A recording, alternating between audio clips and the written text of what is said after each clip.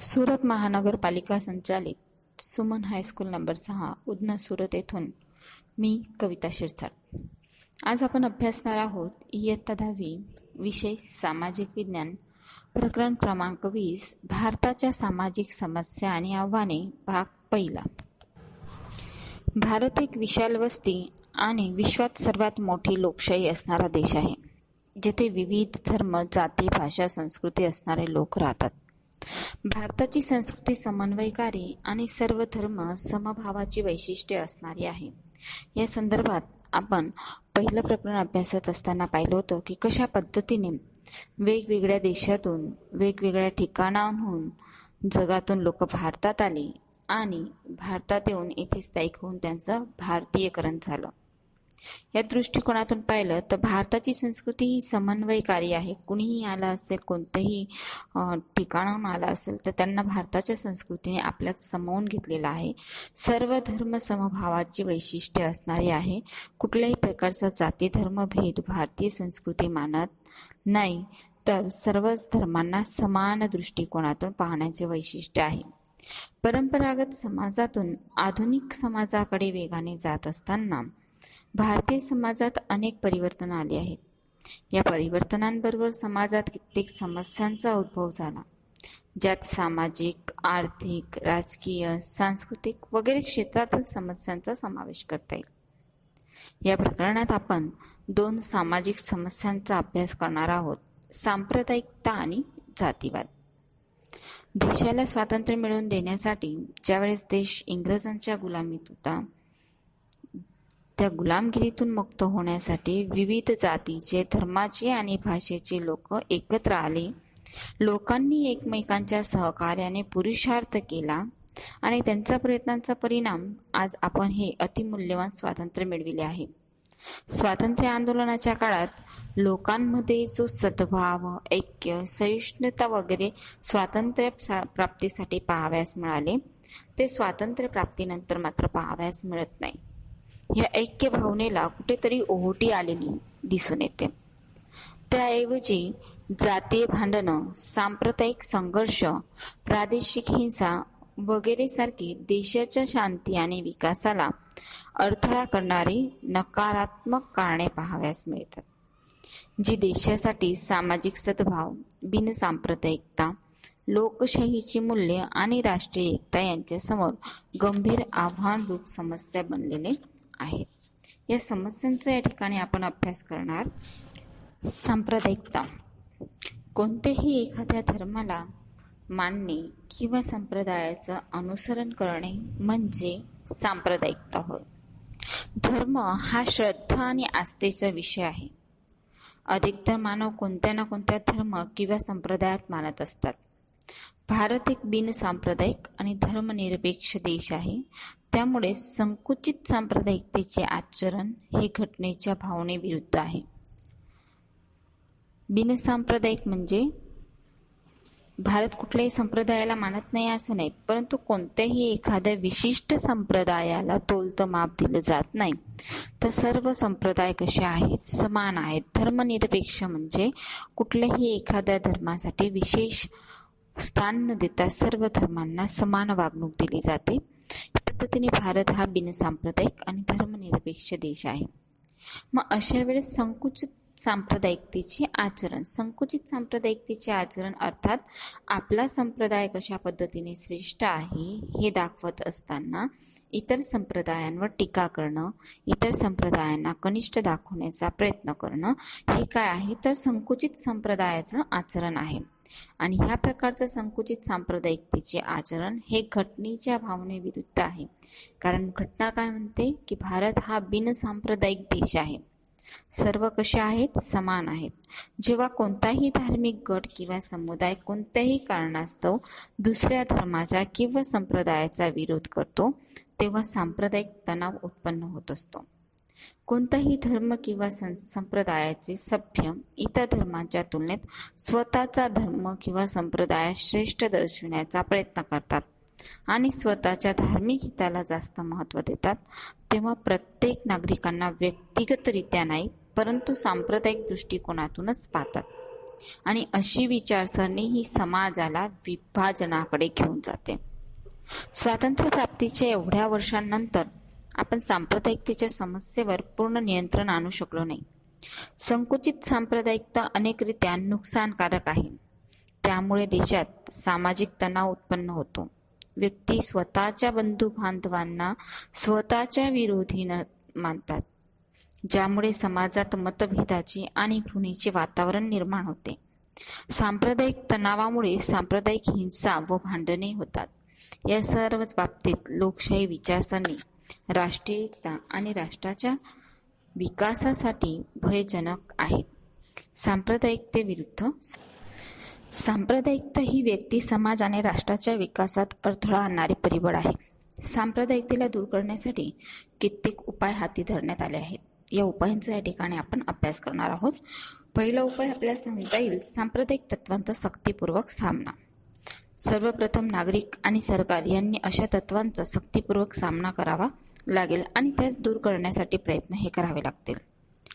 जे लोक सांप्रदायिकता पसरवत असतील त्यांच्या विरोधात सक्तीपूर्वक वर्तन त्या ठिकाणी करावं लागणार आहे.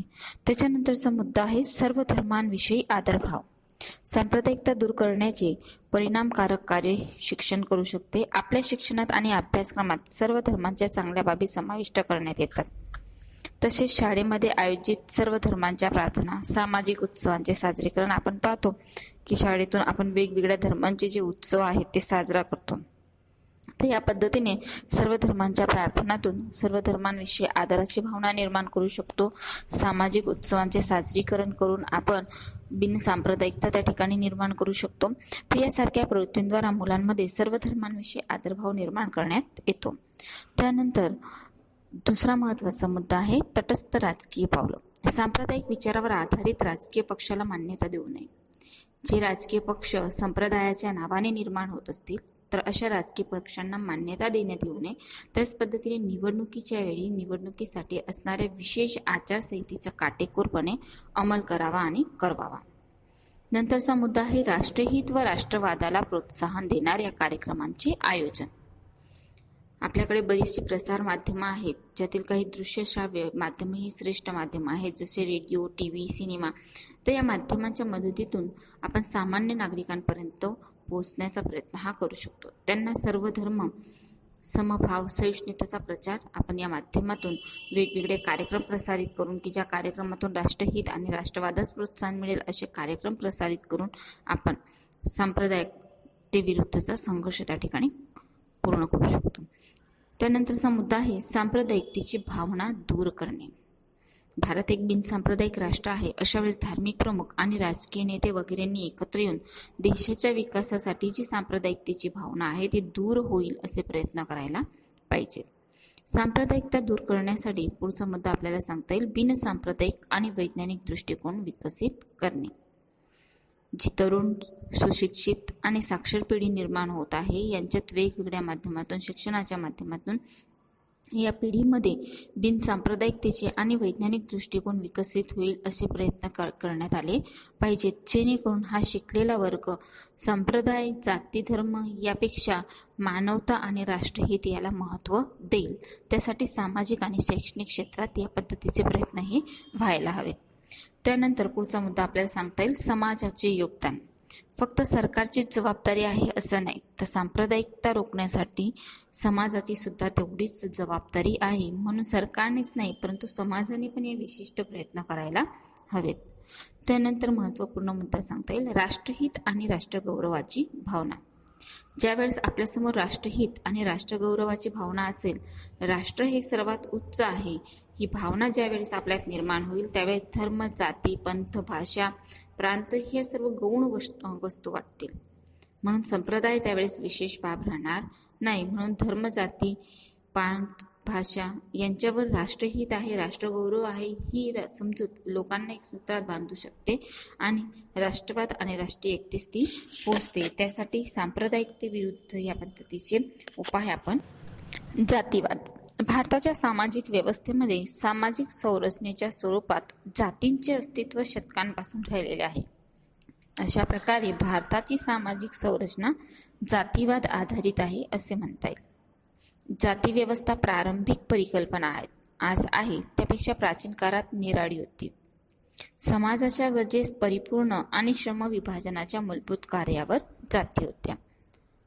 प्रारंभिक परिकल्पनेप्रमाणे ती 4 व्यवसायांवर आधारित वर्णव्यवस्था होती, ज्यात ब्राह्मण, क्षत्रिय, वैश्य आणि शूद्र अशा 4 वर्णांचा समावेश होता. विद्यार्थी मित्रांनो, आज आपण ज्या पद्धतीने जाती पाहतो त्या प्रकारच्या जाती पूर्वी नव्हत्या. पूर्वी फक्त 4 वर्ण होते, जे जाती व्यवस्थेचे मूल आधार आज आपण म्हणू शकतो.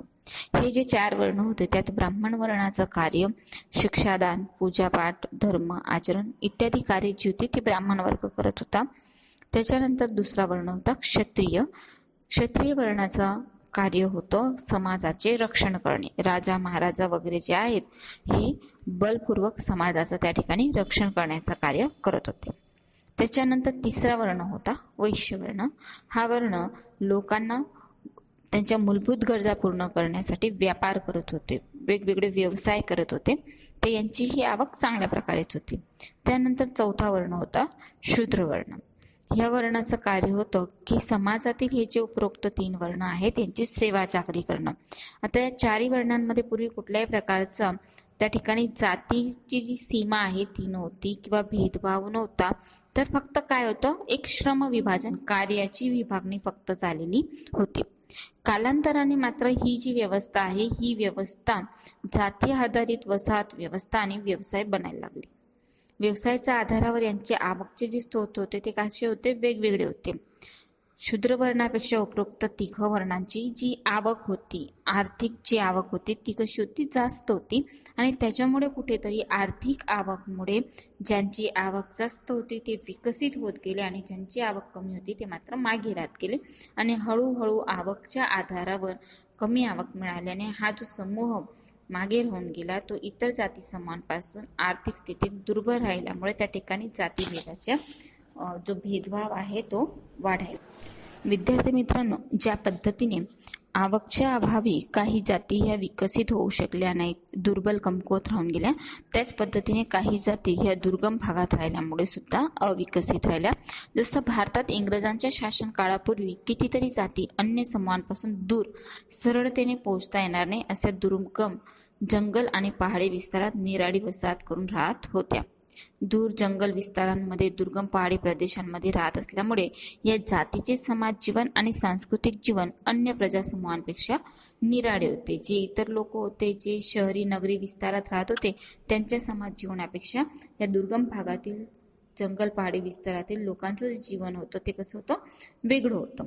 त्यांची स्वतःची वेगळी संस्कृती, बोली, भाषा होती. या जातींचे लोक पिढ्यानपिढ्या वेगळ्या वसाहती करून एकाकी जीवन वगैरे कारणांनी विकास साधू शकले नाहीत. इतर जाती समूहांशी किंवा इतर लोकांशी त्यांचा, इतर प्रजासमूहांशी संपर्क त्यांचा आला नाही आणि त्याच्यामुळे त्यांचा जो विकास आहे तो पूर्ण त्या ठिकाणी होऊ शकला नाही, ते विकास साधू शकले नाहीत. परिणामी त्यांची आर्थिक आणि सामाजिक स्थिती सुद्धा दुर्बल राहिली आणि त्याच्यामुळे या जातींचा विकास हा होऊ शकला. अल्पसंख्याक, दुबळा वर्ग आणि मागासलेल्या वर्गांच्या हितांच्या रक्षणासाठी घटनाकीय व्यवस्था. विद्यार्थी मित्रांनो, या आधीच्या मुद्द्यात आपण पाहिलं की ज्या पद्धतीने काही जाती समूह हे वर्ण व्यवस्थेमध्ये कमी आवक मिळवत होते आणि त्याच्यामुळे त्यांची आर्थिक स्थिती कशी राहिली होती, कमकुवत राहिली होती, अशा वर्गाला आपण दुबळा वर्ग म्हणतो. त्याच पद्धतीने काही प्रजासमूह जे आहेत ते दुर्गम भागात वास्तव्य करत होते, जसं जंगल पहाडी विस्तारात वास्तव्य करत होते आणि त्यामुळे त्यांची जो विकास आहे तो होऊ शकला नाही. अशा मागासलेल्या वर्गांच्या हिताच्या रक्षणासाठी आणि अल्पसंख्याक जे बहुसंख्येत नसतील, पुढे तुम्हाला अल्पसंख्याकाची संकल्पना येणारच आहे की जे बहुसंख्येत नाही, असा अल्पसंख्याक वर्गांच्या हिताच्या रक्षणासाठी काही घटनाकीय व्यवस्था ह्या करण्यात आलेल्या आहेत. त्यांचा या ठिकाणी आपल्याला अभ्यास करायचा आहे. तत्पूर्वी थोडी माहिती आपण यात पाहणार आहोत की भारताच्या घटनेत अल्पसंख्याक, दुबळ्या आणि मागासलेल्या वर्गांचे रक्षण आणि कल्याण विकासासाठी कित्येक घटनाकीय व्यवस्था करण्यात आल्या. ह्या घटनाकीय व्यवस्था त्यांच्या हितांची रक्षा, सामाजिक असमानतेचे निवारण आणि त्यांच्या कल्याण आणि विकासासाठी सुनिश्चित करण्यात आलेल्या आहेत. या व्यवस्थांचा अर्थ भेदभाव असा नाही, तर फक्त एक समान संधी मिळावा हा त्यांचा उद्देश आहे. त्या ठिकाणी आपण पाहत होतो त्यांची व्यवस्था. पहिली जी आहे त्यात समान न्याय. भारताची घटना भारताच्या सर्व नागरिकांना समान सामाजिक, आर्थिक आणि राजकीय न्याय प्रदान करते. दुसरा आहे समान संधी आणि समान दर्जा. भारताच्या घटनेत सांगितल्याप्रमाणे जाती, वंश, धर्म, भाषा, लिंग यांच्या आधारे कोणत्याही प्रकारचा भेदभाव ठेवण्यात येत नाही. प्रत्येक व्यक्तीला समान संधी आणि समान दर्जा प्राप्त व्हावा त्याचा पण घटनेत उल्लेख करण्यात आलेला आहे. त्यानंतर आहे कल्याणकारी राज्याचे दायित्व किंवा कर्तव्य.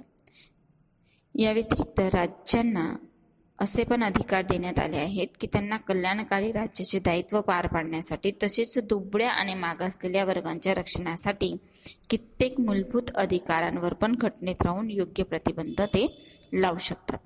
त्यानंतर या गटांच्या विकासासाठी त्यांना धार्मिक स्वातंत्र्याचा अधिकार सुद्धा देण्यात आला की जेणेकरून ते कोणत्याही धर्माचे पालन करू शकतात. नंतरचा मुद्दा आहे घटनाकीय हक्क. अल्पसंख्याक, दुबळे वर्ग आणि मागासलेल्या वर्गांना घटनाकीय हक्क देण्यात आलेले आहेत. त्या देण्यामागचा मुख्य हेतू हा की त्यांना राष्ट्रात समान संधी, न्याय आणि दर्जा हा मिळाला पाहिजे. पुढचा आहे राष्ट्राच्या पंचवार्षिक योजनांमध्ये या वर्गांसाठी विशेष लक्ष देण्यात आले आहे की जेणेकरून दरवेळेस जेव्हा पंचवार्षिक योजना बनतील त्या वेळेस त्या परिस्थितीला अनुरूप या समाजांच्या किंवा या दुबळ्या वर्गांच्या विकासासाठी विशेष तरतुदी ह्या करता येऊ शकतील. यानंतरचा मुद्दा अल्पसंख्याक आणि लघुमती आपण व्हिडिओच्या दुसऱ्या भागात पाहणार